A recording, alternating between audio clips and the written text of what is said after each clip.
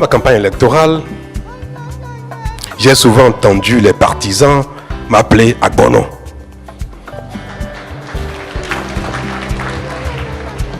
Cela m'amusait beaucoup et me complexait aussi un petit peu. À un moment donné, je commençais à dire, mais ne dites pas ça, ne m'appelez pas Agbono parce que vous allez émousser en moi l'ardeur avant l'œuvre. Puis, j'ai dit un jour, et après je l'ai répété une fois, je vais vous le dire en fond. Non, ma solom la Agbono. Mina somi. Muna zo azomi. Muna ya zoko. Muna wa zodi mina zomi yo. Nou kwede we aton ene. Wa zofo yan Agbono bonde yo. Jo mina to.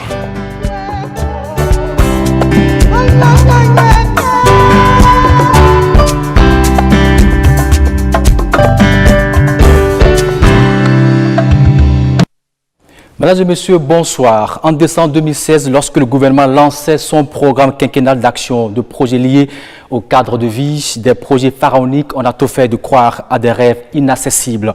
Asphaltage jusque dans les rues ordinaires, logements sociaux à l'échelle inédite, jamais planifiée dans notre pays, le Bénin, marché urbain moderne, gestion des déchets révolutionnaires, intégrant pour la première fois dans notre pays une conurbation, le Grand Nokoé. Sans compter une concentration de moyens pour un combat titanesque, un bouclier de protection de la côte béninoise. Bref, un PAG cadre de vie plutôt gigantesque. 4 ans après, on fait une halte avec le ministre du tutelle, juger ses ambitions à l'aune des réalisations et du cap. José Tonato, c'est le ministre du cadre de vie et du développement durable. Bonsoir, monsieur le ministre. Bonsoir, monsieur Tchoki. Merci d'être avec nous pour faire un peu le bilan de ce qui est fait en 4 ans d'action. Alors, c'est avec mon collègue Loris d'abord que nous ferons l'exercice de reddition de comptes. Bonsoir, Loris. Bonsoir, William. Merci d'être là avec moi. Merci, c'est moi. Bonsoir à toutes et à tous. Bonsoir, monsieur le ministre. Merci Bonsoir, d'avoir accepté l'exercice. Alors, en 2016, à votre arrivée en 2016, quel a été l'état des lieux dans votre secteur d'activité? Parler d'état des lieux en très peu de temps serait un exercice très difficile, mais je vais quand même essayer de résumer en 1 minute ce qui a servi de base à l'élaboration de ce que nous avons appelé le projet de société Nouveau Départ. Parce qu'il a fallu faire l'état des lieux dans l'équipe qui était autour du président Talon pour définir, en ce qui concerne le cadre de vie, quelles étaient les actions prioritaires, les actions urgentes à engager. Vous savez que le département du cadre de vie est un département très intégrateur qui comprend des secteurs assez importants comme l'aménagement du territoire, le développement urbain, l'habitat, l'environnement et les eaux et forêts. Exactement. Et donc, ce qui concerne vraiment tout notre cadre de vie, à l'échelle de l'aménagement du territoire, c'est le défi de l'infrastructure. Il y avait un gap en termes d'infrastructures de toutes sortes, interurbaines, intra-urbaines, de différentes natures routières et consorts. Et donc, c'est ce gap-là que nous avons adressé pour élaborer le projet de société. Arrivé au niveau du secteur urbain, il faut regarder 3 champs. Il y a le champ de la planification urbaine. Vous savez, pour conduire un développement urbain harmonieux, il faut vous fixer un objectif. Il faut avoir une vision. Et donc, ce que tout le monde appelle dans d'autres pays le master plan, aucune de nos villes n'avait un plan directeur clairement adressé. Il n'y avait pas de réflexion qui projetait sur l'avenir. Et donc, difficilement, les actions qui étaient des actions d'aménagement et de construction de la voirie, et de l'assainissement et des infrastructures en général étaient des actions un peu parcellisées, au coup par coup, sans une cohérence globale. Dans le secteur de l'environnement, la résilience était pratiquement en lambeaux. Vous avez vu par rapport à la protection côtière, c'était un désastre au niveau de Cotonou-Est. Par rapport à l'inondation, n'en parlons pas, c'est une vague de 2 séries d'inondations qui venaient vraiment plonger nos populations dans un drame inouï. Donc le volet inondation également fragilisait nos contrées. Voilà un peu de façon sommaire, et je ne veux pas aborder la question de la gouvernance, qui est une question fondamentale. en matière de cadre de vie. Parce que qui est-ce qui fait de la planification? Qu'est-ce qui fait de la mise en œuvre? Qu'est-ce qui construit l'infrastructure? Et ensuite l'institutionnel, qui pose les bases de la planification, de la gestion et donc de la maintenance. La maintenance, vous êtes d'accord avec moi que dans nos villes, ce n'est pas une pratique, ce n'est pas une culture très partagée. C'est donc dans cet environnement de gap, de manque sur plusieurs plans, en matière de planification, en matière d'infrastructure et en matière de gouvernance, que nous avons attaqué la mise en œuvre du programme d'action du gouvernement. Alors justement, par rapport à cela, déjà en 2017, il y avait des maquettes qui étaient présentées aux populations. Déjà, on vous taxait du gouvernement maquette. Je suis sûr que cela vous faisait très mal. Vous avez souffert de cela, monsieur le ministre? Oui, les maquettes avaient quand même un avantage. Les maquettes démontraient qu'il y avait des études sérieuses qui se faisaient. Avant de passer à la dimension réelle, grandeur nature comme on dit, oui. Je parlais tantôt d'ambition, de vision, de planification. C'est ça la maquette. Ça a beaucoup manqué dans ce pays et c'est ça qui a donné des éléphants blancs que nous avons tous condamnés. Mais les maquettes, pour aller sur le terrain sans planter les projets, sans perdre du temps, sans gaspiller de l'argent, il faut passer par les maquettes. Vous savez, dans la vie d'un urbaniste, l'urbaniste est professionnellement formé pour ne pas cueillir les fruits de sa pensée, okay. De son action, de son intervention. Et donc, le fait même de ne pas voir ça n'est pas une frustration. On est convaincu que dans 50 ans, dans 100 ans, les résultats seront là.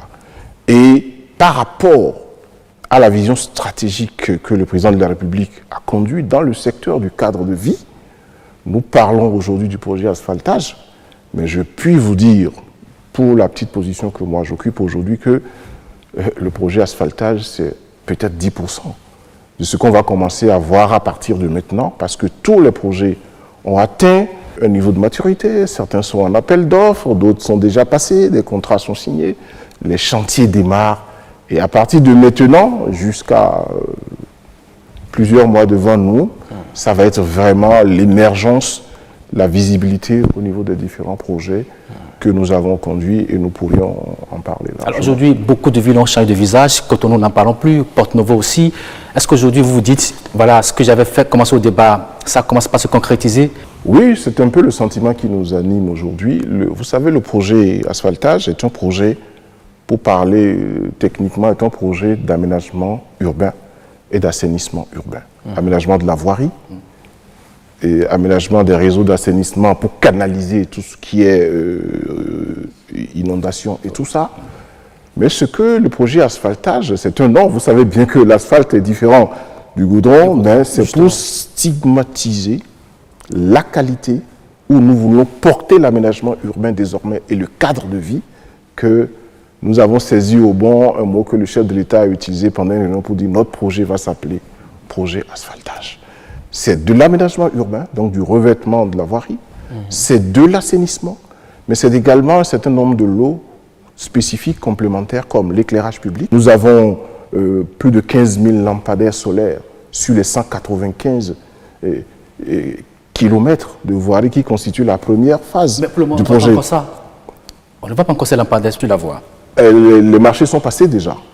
Et pour ceux qui ont vu la voie qui dessert le site du pèlerinage des Paix, oui.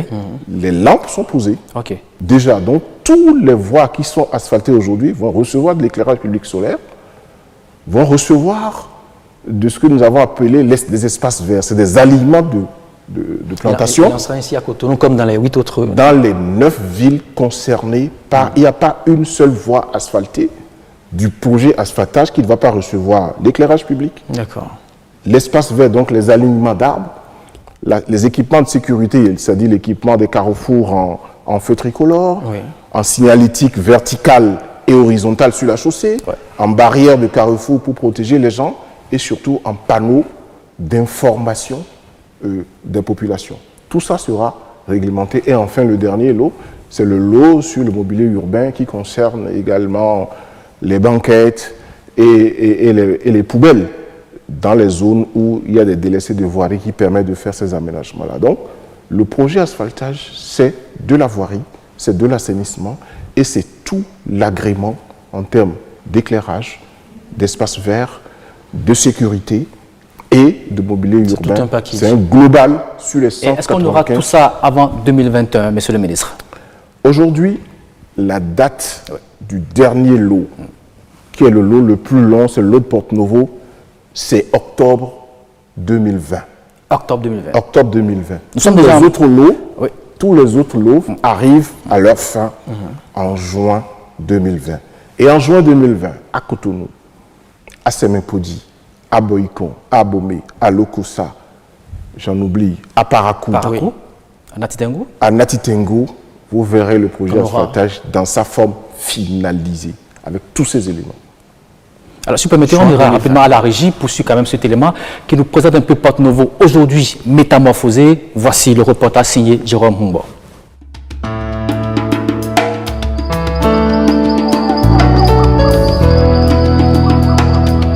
Depuis des années, Porte-Novo ne présente plus aucun aspect d'une ville capitale.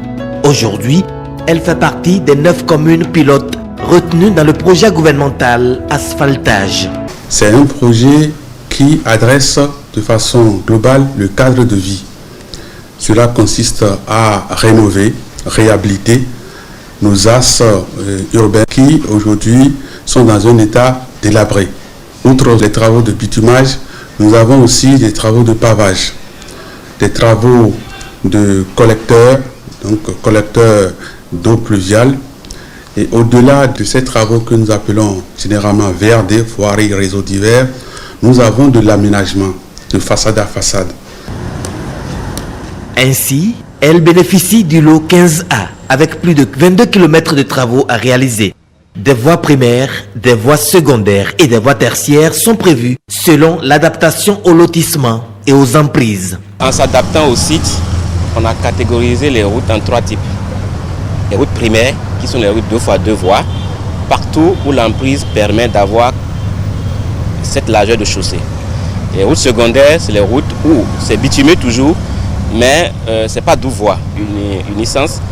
Et les routes tertiaires, c'est les routes où on fait que du pavé, parce que la largeur entre riverain et riverain n'est que de 15 mètres, donc on ne peut pas avoir des grandes routes bitumées.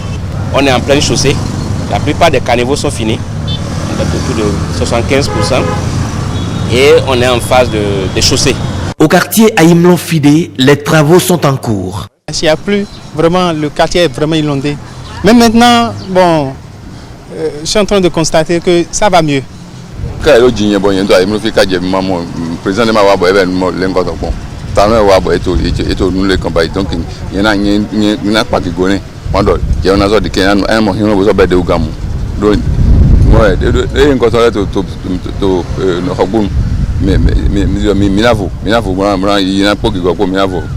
Voici Kandevie Seriki. Patrice Talon sort ce quartier de son état de dégradation très avancé. Pour les populations, il n'y a pas comparaison. Nous, on se sent oublié. À Porte-Novo ici, on se sent oublié complètement. Plus de 60 ans que moi je suis né, on n'a jamais vu ça. Beaucoup de personnalités viennent ici, dans le palais. Mais la voix, ils voient la voix, rien ne fait. Mais Dieu merci, le président Talon n'a jamais mis pied ici, mais il s'est rappelé de nous.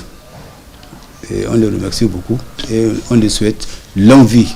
Vous voyez la voie qui passe, l'avant là, devant mon palais. Vous voyez comment c'est? Nous prions Dieu pour que le chef de l'État se souvienne de nous. C'est à cause de la voie là que j'ai vendu ma voiture. Et quand ils ont commencé par poser les pavés sur lesquels je suis présentement là, c'est avant-hier que j'ai acheté une autre voiture. C'est vrai que je ne vais pas amener ça à la maison parce que les travaux ne sont pas encore finis.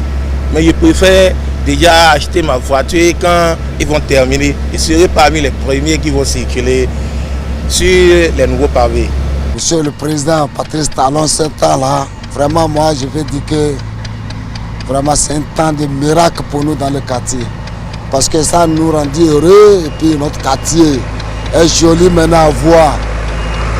Celui qui a voyagé 25 ans après, s'il vient dans le quartier aujourd'hui, il va dire que oui, qu'on a trouvé un bon président. Alhamdulillah, je remercie Allah Tout-Puissant que j'ai la santé, j'ai grandi dans le quartier et j'ai vu tout ça là dans le quartier. Porto Novo, c'est aussi la construction d'infrastructures routières qui relient plusieurs arrondissements et traversent la ville. L'élément premier d'un développement passe par les infrastructures routières. Quand il y a les infrastructures routières, les opérateurs économiques ont la volonté de venir s'installer dans cette ville. Et en s'installant dans cette ville, ils créent de l'emploi.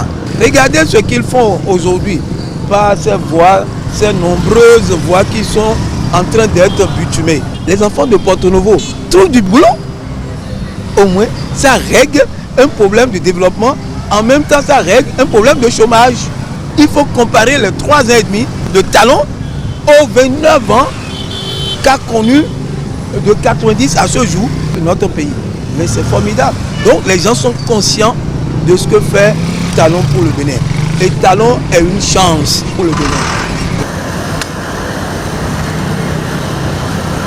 Vers les Misreti, à Tokota, vous voyez non, c'est des trucs qui me rendent content parce que je vous jure, depuis que Porto Novo est Porto Novo, il n'y a jamais eu de ces genres de trucs là.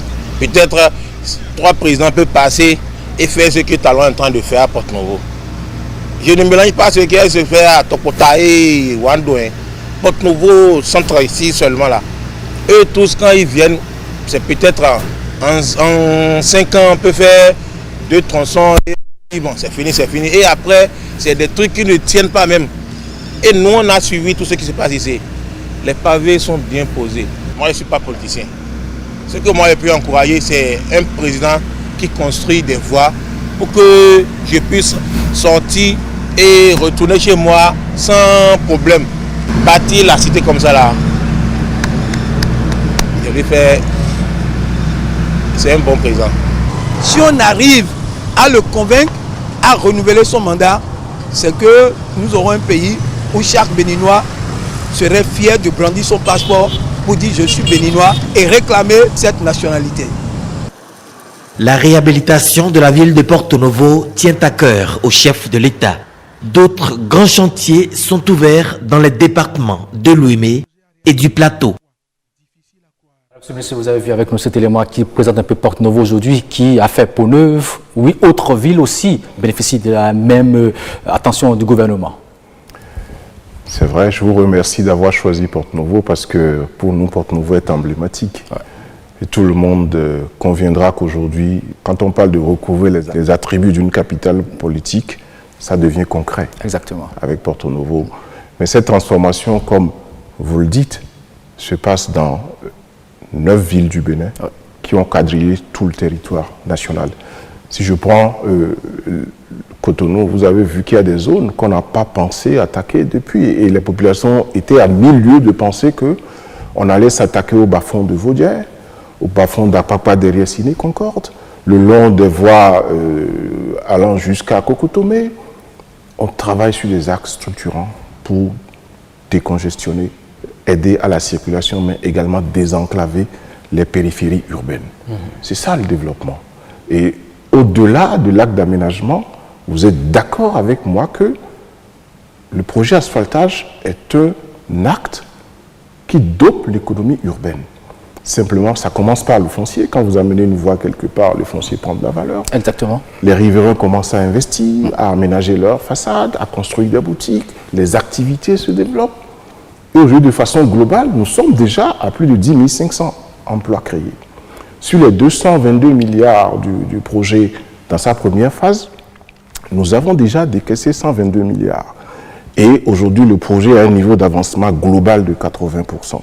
C'est un projet qui vraiment structure le paysage de nos villes. Et comme les villes sont les pôles de développement de notre territoire, l'agenda spatial du Bénin, qui est le schéma national d'aménagement du territoire, devient une réalité parce que des villes riches, ce sont des hinterlands plus riches, c'est la production qui est dopée.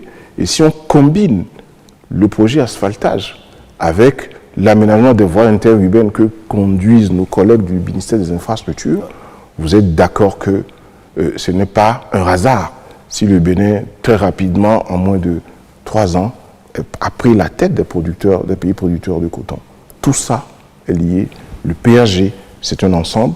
Et je voudrais simplement dire que le projet asphaltage en lui tout seul résume un peu l'ambition que le gouvernement porte et que le président Talon porte pour ce pays, que je résume en une seule phrase.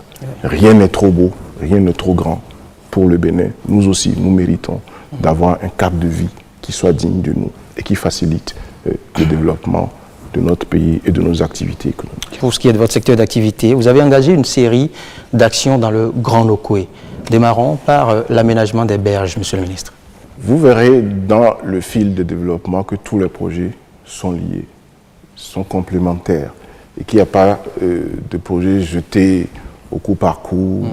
Le projet qui a permis de libérer et de rendre salubre la berge de la lagune de Cotonou fait partie d'un autre projet beaucoup plus grand, qui est le projet de modernisation de la gestion des déchets dans le Grand Nokoué. Ce projet a plusieurs composantes, dont la salubrité, qui a déjà commencé. Aujourd'hui, les Cotonnois voient que leur ville est beaucoup plus propre, que les voies sont vraiment balayées, désensablées et que les abords de voies sont bien nettoyés. Mais ce n'est pas Cotonou seul. Ce qui ne se faisait pas ailleurs, comme à Porto Novo, comme à Abomey-Calavi, comme à Ouida et comme à Sémékodi, et même les voies interurbaines. La voie Cotonou-Lomé, la voie Cotonou-Boïcon. Aujourd'hui, les gens se rendent compte que cette voie, subitement, est devenue propre parce que régulièrement, 2 ou 3 fois par semaine, il y a des gens qui balayent, qui désensablent. Ça, c'est le volet salubrité. Ce que vous avez vu sur la berge du Dantokpa participe d'une autre composante que nous avons appelée la destruction des points noirs. Les points noirs, c'est les dépotoirs sauvages qui se sont accumulés dans l'agglomération de Cotonou et environ durant ces 10 dernières années parce que la gestion des déchets, de la collecte jusqu'à l'enfouissement a été défectueuse. Donc nous avons, dans le cadre de ce projet, décompté plus de 1000 dépotoirs sauvages. Pour tout le territoire béninois? Pas pour tout le territoire béninois, pour le Grand Nokoué uniquement. Seulement. Pour Porto Novo, Sémékodi, Cotonou, Abomey-Calavi, Ouida, nous avons dénombré plus de 1000 dépotoirs sauvages. Dis donc. Dont un certain nombre sur la berge de la lagune, qui polluent la lagune, qui fait que les produits halieutiques du Bénin sont interdits d'importation. Les crevettes du Bénin ne vont plus à l'Union européenne. Et comme les projets d'aménagement, vous connaissez très bien le projet de contournement nord, à une extension, il y a l'aménagement d'une corniche et d'une voie lagunaire pour permettre que le bord de la lagune de Cotonou, comme dans tous les pays où les gens pensent bien ces choses, soit aménagé, soit rendu propre, qu'on puisse y développer des commerces comme des restaurants, comme des hôtels, comme des appartements de standing. Et donc c'est en prévision du démarrage des travaux d'aménagement de la voie lagunaire que nous avons attaqué immédiatement par le bout du volet de la composante de destruction des points noirs pour nettoyer la berge de Dantokpa. Cette berge-là, nous ne permettrons plus que le fonctionnement du marché et des commerces environnants, salissent cette berge-là. Nous l'avons, avec l'aide du génie des armées, nous avons enlevé tous les déchets. Nous avons mis du sable, de la terre silteuse pour rendre ça propre. Nous allons mettre, et c'est déjà en cours, une clôture grillagée pour empêcher l'accès à cette berge-là. Vous voulez dire que le marché va toujours rester là? Pour l'instant, le marché va rester là. Mais après, ça partira? Après, ça partira et quand on sera sur le programme des marchés, je vous expliquerai comment est-ce que le départ va se faire. Mais le marché partira. Mais avant ça, vous savez, le président Talon a dit, on ne déplace aucun vendeur d'un marché si le nouveau marché ou l'espace nouvellement construit qui doit l'accueillir n'est pas terminé. Donc, les gens seront sur place. Tant dans les anciens, vous avez vu que pour les marchés, on en parlera, qui sont en cours de construction aujourd'hui. On est en train d'abord de construire, d'aménager des espaces de relogement avant d'entamer même les projets de marché. Donc, sur cette berge, en plus du sable silteux, en plus de la clôture grillagée et en plus de la voirie qui va longer cette clôture, nous avons positionné des bacs pour permettre aux usagers du marché de ne plus aller jeter leurs déchets dans la lagune, mais de les déposer dans les bacs. Et ces bacs, si vous observez bien, sont relevés, vidés quotidiennement. Alors, Monsieur le ministre, depuis qu'on a nettoyé cette berge-là. Monsieur le ministre, on a comme l'impression qu'on n'a pas tout enlevé avant de mettre du sable jaune. Est-ce que ça ne pourrait pas créer de problèmes après? Mais l'autre chose aussi, l'autre côté de la berge, on n'a encore rien fait, mais on se dit, mais est-ce qu'on ne va pas faire quelque chose? C'est vrai qu'on n'a pas tout enlevé. Voilà. Comme je vous le disais, quand on parlait des maquettes, il y a eu une étude technique conduite par Aegis sur la voie sur berge. Okay. Cette voie est calée à une côte donnée, c'est-à-dire à une hauteur donnée. Okay. Et il a été démontré qu'il ne sera pas nécessaire, compte tenu du fait que les déchets ont été entassés pendant plusieurs années, il ne sera pas nécessaire de tout enlever. Si on enlève tout, le poids du remblai à faire dans l'aménagement de la voirie sera exorbitant.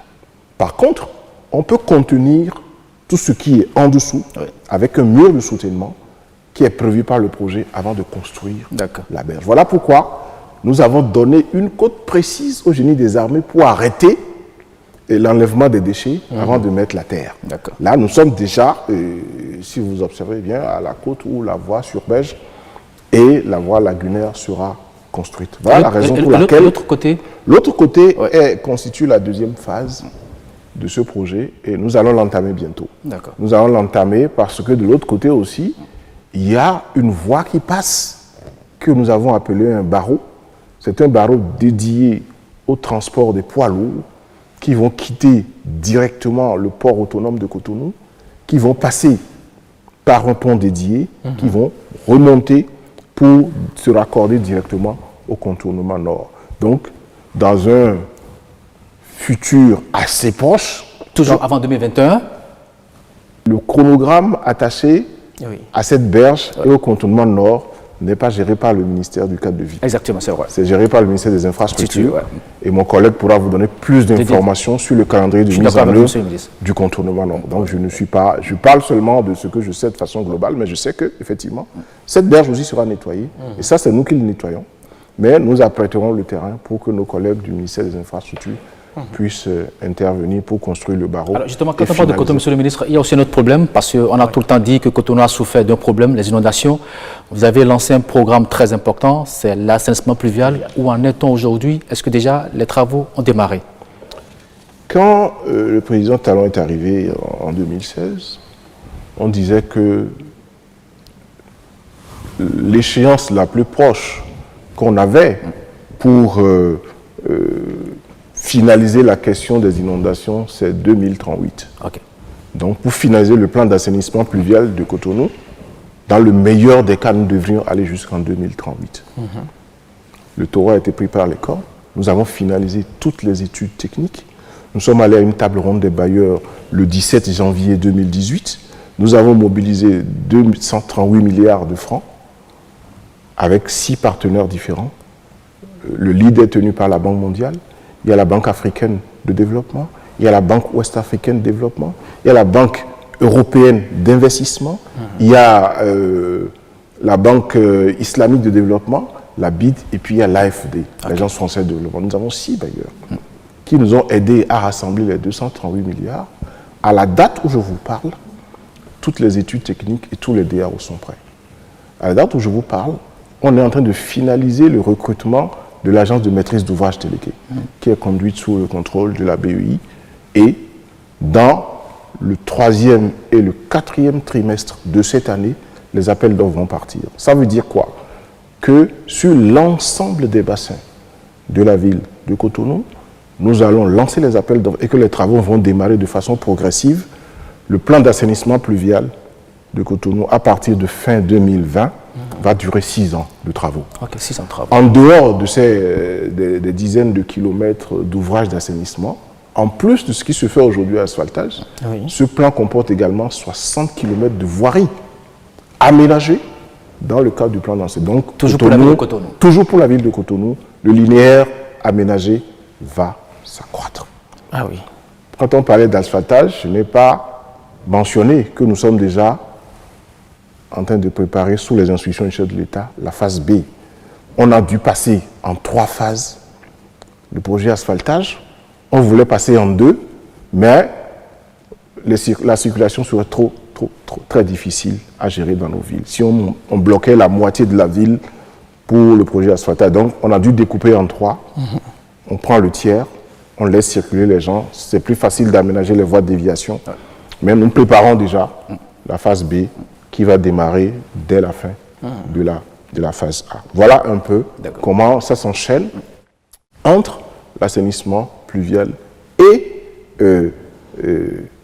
le projet asphaltage. Vous allez peut-être me demander, mais et l'assainissement des autres villes qui reçoivent le projet asphaltage. Justement. Aujourd'hui, nous avons conduit sur ce projet, on a ce qu'on appelle PAP, plan d'assainissement pluvial des villes secondaires. Nous sommes très avancés avec la Banque africaine de développement pour que, de façon parallèle, on démarre également l'assainissement de ces villes secondaires. L'asphaltage a pris en charge une partie de cet assainissement parce que si vous faites une voie et que vous ne l'assainissez pas, elle ne va pas vite, elle ne va pas durer, mais nous avons déjà anticipé et qu'avec la BAD, très bientôt, avant la fin de cette année, nous aurons un PAP ville secondaire pour combler le gap d'assainissement pluvial dans ces villes qui sont déjà prises en compte par l'asphaltage. Monsieur le ministre, ouvrons maintenant le chapitre de la protection de la côte à l'est de Cotonou et justement, plus tard, le segment ouest et Avlékété. Je pense que ça a été mon tout premier chantier très chaud. J'étais dans la toute première semaine en avril 2016, quand nous avons dû, à cause de la détresse des populations d'Apapa, le président Talon m'a instruit avec mon collègue Sakalafia pour aller regarder et prendre des engagements. Le premier projet, dans sa première phase, avait été mal fini. On n'avait pas finalisé la consolidation des épis. On n'avait pas rempli les caissons qui étaient entre les différents épis. Du fait que, et de ce fait, la mer a recommencé ses dégâts de plus belle. Pour stopper ça, nous avons pris le taureau par les cornes. Nous avons finalisé les études. Nous avons levé le financement. Et l'engagement qu'on a pris avec les populations, c'était que dans un délai d'1 an, personne ne nous croyait le jour-là, on nous avait même hué. On nous a hué le jour-là et on comprenait très bien. Mais avant ce délai d'1 an, nous avions inauguré l'aménagement, la protection côtière à l'est de Cotonou. Tout le monde a vu le 15 février 2018 le président Talon lui-même sur le terrain pour aller voir si tout se passait bien, donner de nouvelles instructions. C'est ça qui a donné vie au lac marin de Donatin, puisque là aujourd'hui, ce ne sera plus de la protection côtière. Parce que ce qui permet la soutenabilité de la protection côtière, c'est l'aménagement balnéaire, c'est le développement du tourisme. Et aujourd'hui, après le lac marin, nous voulons faire une marina pour que le programme hôtelier qui va se développer sur l'ancien espace de PLM Alédio puisse disposer d'infrastructures balnéaires importantes, dignes de drainer les touristes de la sous-région et du monde entier. Donc, à ce niveau, la protection côtière est terminée. Sur Avlékété, nous sommes passés de 4 à 5 km de digues parce que la demande est très forte. Quand le président est parti, chaque fois qu'il descend sur le terrain, les projets prennent une autre envergure. Nous sommes passés immédiatement de 4 à 5 km de digues.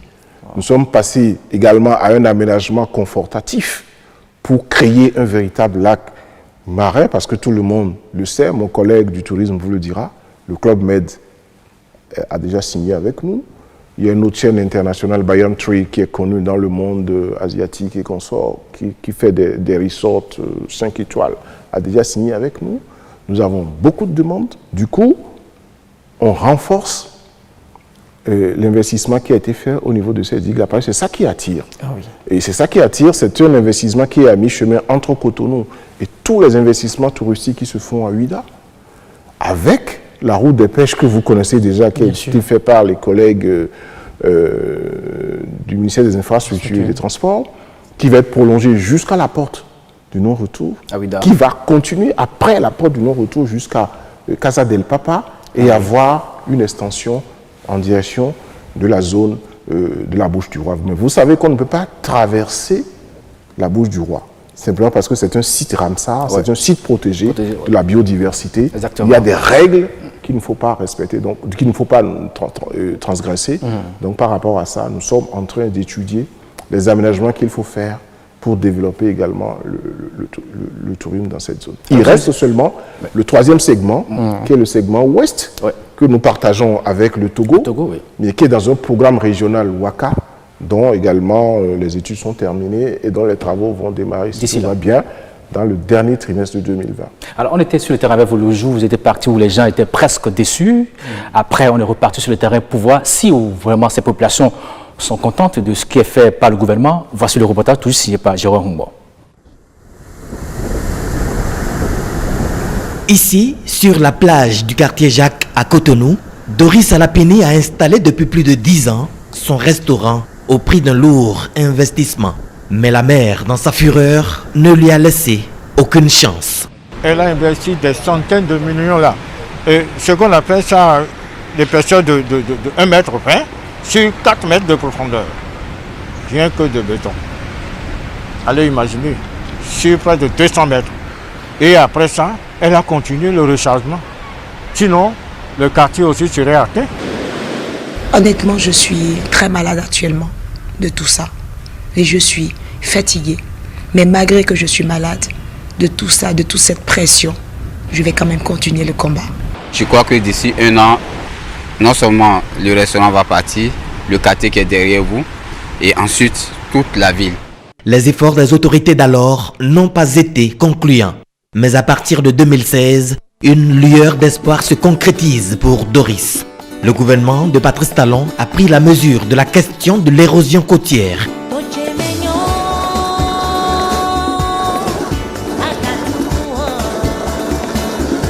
Sur les 3 segments identifiés pour être sécurisés, figure comme première priorité le segment de côte à l'est de Cotonou, en 2e phase, démarré en janvier-février 2017. Sur l'est de Cotonou, la 2e phase de protection côtière a permis d'installer de nouveaux épis et de densifier donc le système de protection sur 15 km de côte. Nous avons installé de nouveaux épis de protection côtière. Nous avons rechargé systématiquement l'ensemble du segment de côte allant du chenal de Cotonou jusqu'à la hauteur de la commune de Sérénkodi, au niveau des zones de postes de péage d'Ekwe et de CIV. Ces travaux ont permis de construire 4 épis, d'injecter plus de 4 500 000 mètres de sable au moyen donc d'un dragage par navire et refoulement sur la plage. Ces travaux sont achevés et réceptionnés comme cela se doit, même avant le délai contractuel. Donc les performances réalisées l'ont été grâce, disons, à la coordination du ministre du cadre de vie et du développement durable. Ces recommandations et instructions ont été suivies à la lettre, au point où l'entreprise et la mission de contrôle qui ont été mobilisées ont dû mettre les bouchées doubles pour que nous ayons ces résultats. La dernière réception provisoire, qui fait office de la réception provisoire globale, a été prononcée le 18 juillet dernier. Aujourd'hui, Doris retrouve son sourire car son restaurant reprend vie. Elle est fière de ce combat. L'érosion côtière, c'est très simple. C'est un travail à vie. Et c'est un travail pour les générations qui ne sont même pas encore nées. Nous, on fait qu'un combat, que nos enfants vont continuer. Et les enfants qui ne sont pas nés vont continuer. Donc je voulais simplement dire, pour l'instant ça va, mais rien n'est gagné. La lutte continue. Nous avons eu dans le passé certains cadres qui n'ont pas été à la hauteur, qui n'ont pas évalué la gravité de voir un pays partir. Et c'est pour ça que je dis, si chacun fait son travail, le Bénin peut se développer en très peu de temps. Vous avez la preuve. Est-ce qu'on a besoin de parler beaucoup? Regardez autour de vous, les choses changent. Parce que les gens travaillent, tout simplement. Le Front uni pour la lutte contre l'avancée de la mer, Foulam, créé en 7 ans de forte érosion côtière, est logiquement en voie de disparition grâce à la détermination de Patrice Talon. Ibrahim Mémé, architecte depuis une 40aine d'années, dit revenir de très loin. Moi, je suis ici depuis 1988. L'immeuble était en désuétude. Je vivais dans l'anxiété. 4 sont partis. Hein. Le travail de Monsieur le Président est bon. Il y a de mieux en mieux. la terre est en train d'avancer sur la mer. Moi, je dois dire merci à Talon. Cette politique de lutte contre l'érosion côtière a fait gagner à l'État une bande de sable dont la largeur varie entre 150 et 200 mètres. On peut encore chercher notre moyen pour avoir renforcé ce travail, ça va encore encourager les propriétaires terrains. Il y a certains qui reviennent pour dire que le travail est déjà fait, bon voilà, la mer ne peut pas avancer comme avant. Depuis la réalisation des travaux, la mer ne nous envahit plus. Nous remercions le chef de l'État pour tout ce qu'il fait. Moi j'ai loué un parcelle, là j'ai fait un pas dedans, mais c'est en face de la mer. Sinon, si ce n'était pas les rochers, on allait quitter déjà encore. La mer allait bouffer là déjà. C'est grâce aux rochers, je suis là à la plage pour sauver les tortues aussi. On a une plage à bateau à Fidaya. L'érosion avait emporté la plage d'ici. Tout est restauré grâce au président Talon. Monsieur Talon, où a grandi Dion, où est mis à nos plages à bateau à Fidaya. À ce moment-là, Dion a son dagoué bewa. Bon, à ce moment-là, quand j'ai eu, mais tout vie. Les travaux nous rassurent et beaucoup ont repris la construction de leur maison.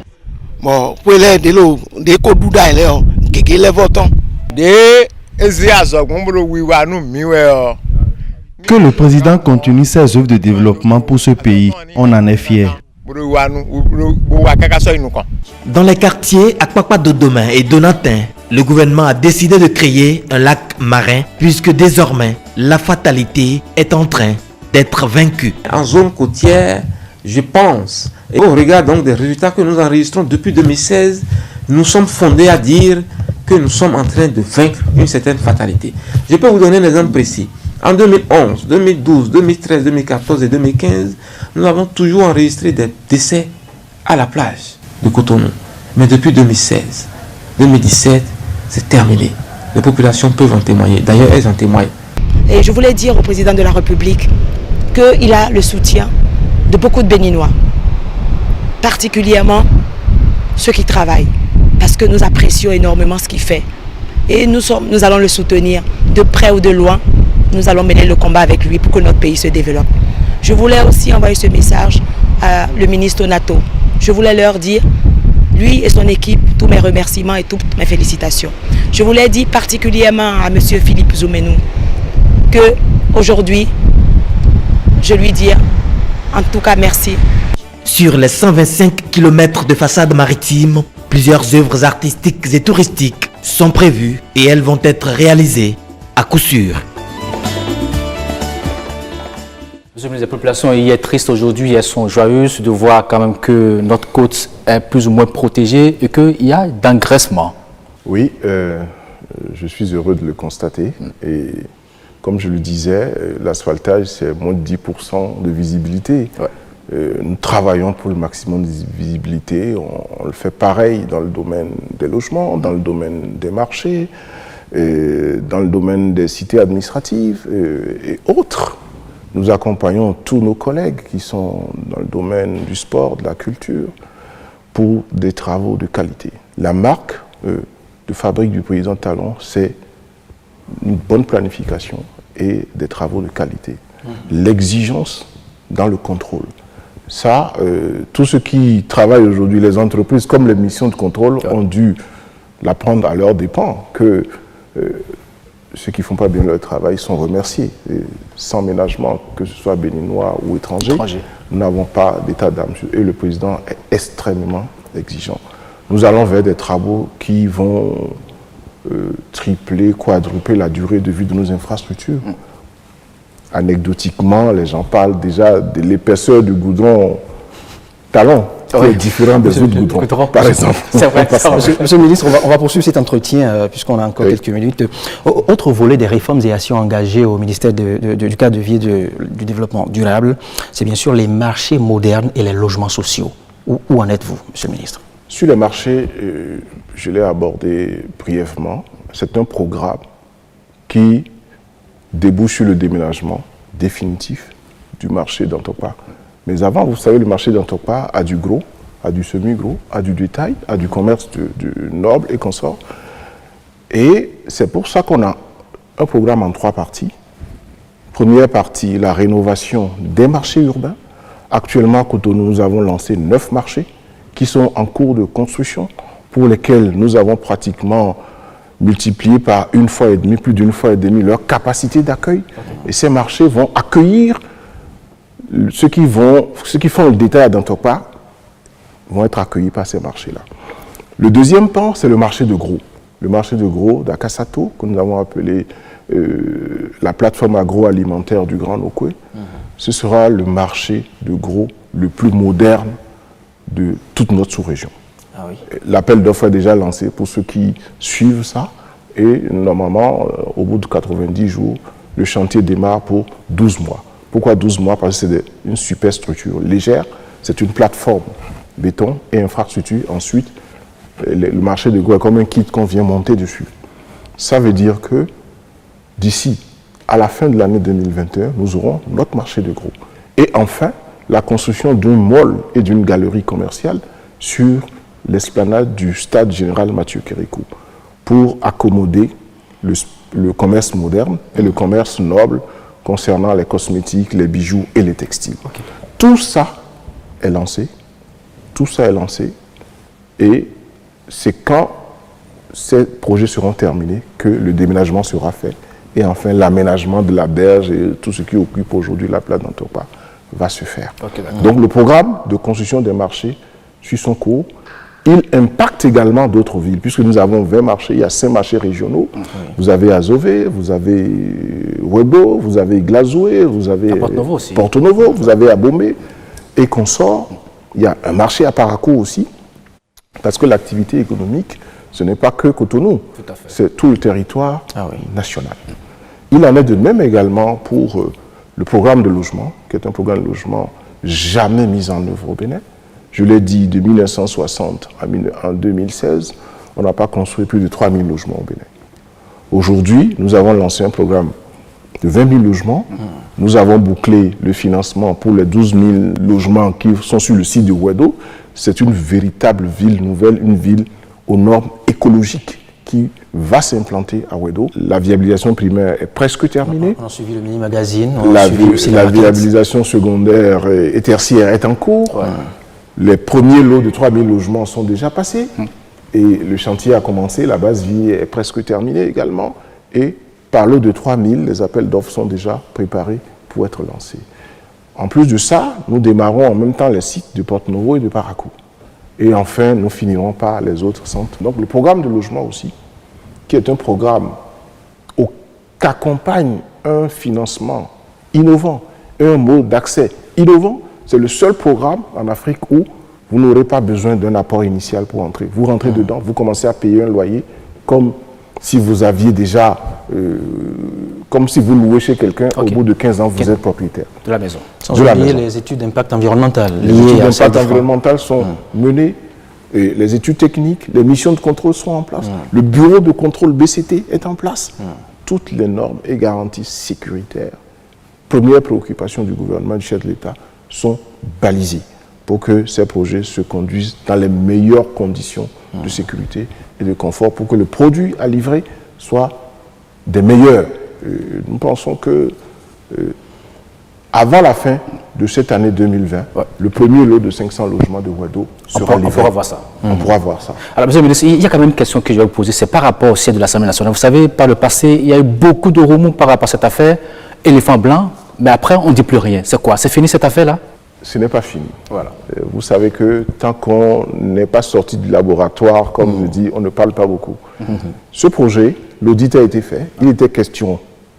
La conclusion est qu'il ne faut pas construire sur ce site. Donc, le gouvernement s'est retiré de ce site pour l'instant. Les suites judiciaires continuent. Nous avons identifié un autre site de 7 hectares en plein cœur de Porto Novo, entre l'actuel siège de l'Assemblée nationale et le lycée Béanzin. Nous avons recruté un maître d'œuvre qui est un architecte international, Francis Kéré, vous le connaissez peut-être. C'est lui qui a fait le parc, le célèbre parc Aga Khan du Mali. Et donc cet architecte, qui est un Burkinabé basé à Berlin, a livré son APS, son avant-projet sommaire, que nous sommes en train, sous l'instruction du chef de l'État, de présenter à l'Assemblée nationale. Nous sommes en train de recueillir actuellement les commentaires de l'Assemblée nationale. L'objectif que nous avons, c'est de lancer l'appel d'offres.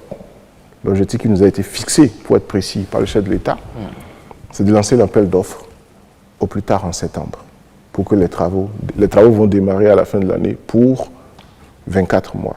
Ça veut dire que même l'actuelle mandature peut entrer dans ce... En tout cas, fin décembre 2022, nous donnerons les clés de l'Assemblée, du nouvel hémicycle à l'Assemblée nationale. Alors, Monsieur le ministre, votre département, c'est aussi la protection de l'environnement. Je veux passer, bien sûr, des ressources naturelles.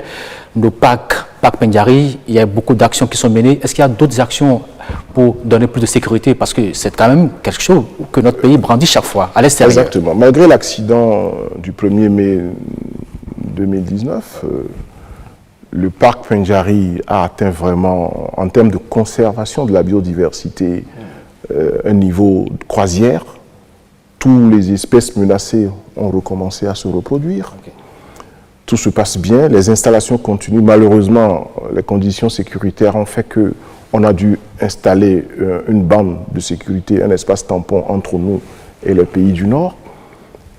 Toujours est-il que dans cette accalmie, nous avons été instruits pour poursuivre le développement et l'aménagement du parc. Mieux, nous avons démarré un plan d'investissement prioritaire sur le parc W. Vous savez que le W, la Pendiary et Arly font partie désormais du patrimoine mondial de la biosphère. Exactement. Et donc, c'est pour étendre sur le W, qui est beaucoup plus grand que la Pendiary, les travaux d'aménagement que nous avons démarrés à la Pendiary. Je pense qu'aujourd'hui, ce qui se fait en matière de conservation dans cet espace-là fait honneur au Bénin et à la sous-région. Le parc Pendiary va être le plus beau parc animalier de l'Afrique de l'Ouest sous peu. Aujourd'hui, on a aussi entendu que le FNEC a été accrédité au Fonds vert et aussi au Fonds d'adaptation. Le FNEC, une grande joie pour notre pays et pour le ministère du cadre de vie. C'est la première institution nationale publique de l'Afrique de l'Ouest à être accréditée au Fonds vert pour le climat. Aujourd'hui, le FNEC peut financer des projets à hauteur de 10 millions de dollars, donc près de 7 milliards de francs CFA. Autant de projets, c'est illimité. Autant de projets, il suffit de soumettre et de faire conduire la procédure par le FNEC. Les projets peuvent provenir des collectivités locales, des ONG, des associations, du privé.